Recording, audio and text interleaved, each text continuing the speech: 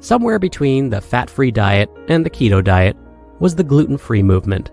In 2011, Dr. William Davis released the book Wheat Belly: Lose the Wheat, Lose the Weight, and Find Your Path Back to Health. This was at the peak of the gluten-free craze, as its popularity has been steadily rising from 2004 at a rate of 28%.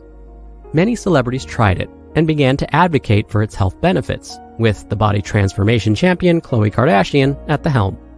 While we all contemplate trying keto or paleo or veganism or whatever diet is the latest trend in the news, we've forgotten about enemy number 2, after falsely accused fat, that is. Should we worry about gluten again? Could gluten have suffered the same fate as fats did in the 70s? Where did gluten come from? Gluten is the storage protein of wheat grains. It's a complicated network of proteins and comes in many forms like gliadin, secalin, ordein, and avenine.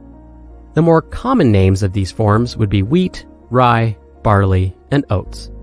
Gluten has been in the human diet for years, and its ability to make a small amount of wheat, water, and salt into a loaf of bread to feed a family with quality nutrients meant that we celebrated this protein.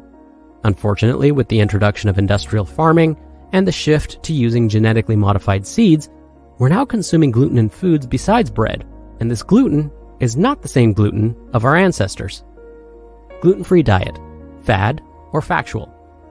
Consuming a gluten-free diet is absolutely essential for individuals with diagnosed celiac disease and non-celiac gluten sensitivity.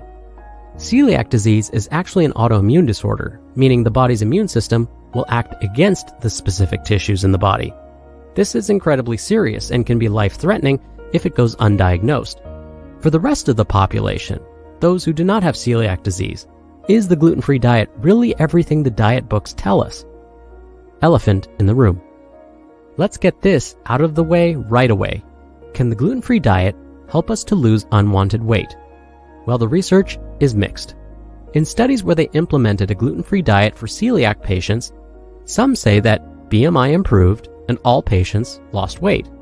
Another study looked at patient records from 1991 to 2007 and found that between their first record and their final record, the incidence of obesity in patients almost doubled from 11% to 21%.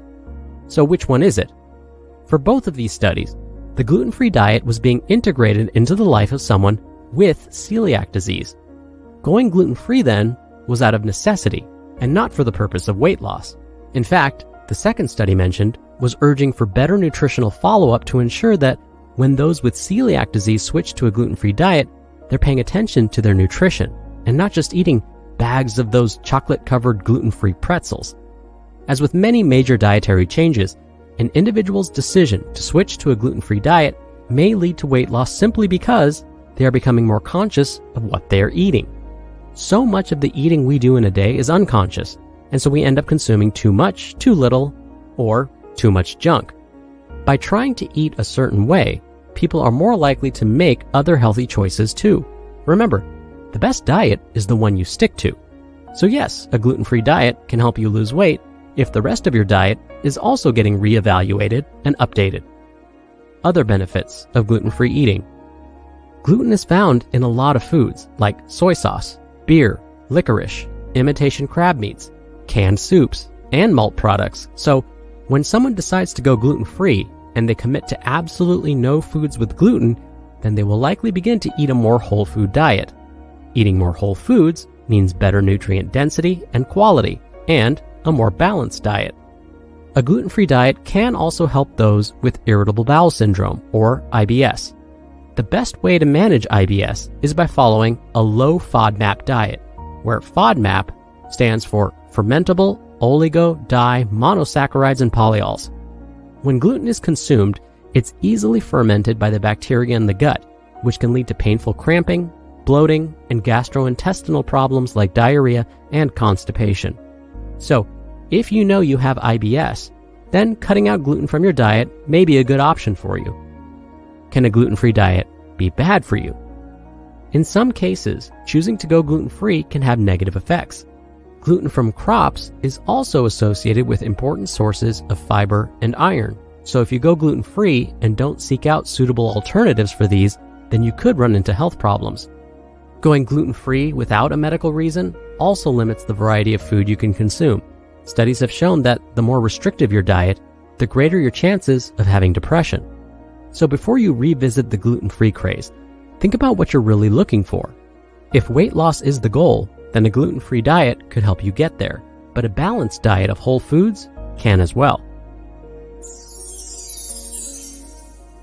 A couple of years ago, a meta-analysis was published looking at the nutritional quality of a gluten-free diet, meaning the study authors wanted to find out whether those that follow a gluten-free diet were getting all of the necessary nutrients each day. Oh, and I should mention that a meta-analysis is where researchers gather a bunch of already published studies and conduct one large analysis on those already published studies. Either way, this is what makes meta-analyses so powerful. So, back to the one that was published about going gluten-free and consuming enough nutrients each day. The authors found that gluten-free diets were usually too low in fiber and low in vitamin D, vitamin B12, and folate. But that wasn't all. It was also low in minerals like iron, zinc, magnesium, and calcium. When they looked at carbs, proteins, and fats, they found gluten-free diets were often higher in saturated and trans fats and higher in simple carbohydrates. So, if someone decides to go gluten-free for medical reasons or just to try it out, it's important that the diet is well planned so it doesn't lead to longer-term nutrient deficiencies. All right, that'll do it for today. Don't forget, I'll be back here tomorrow for our usual Friday Q&A, so definitely stay tuned for that, where your optimal life awaits.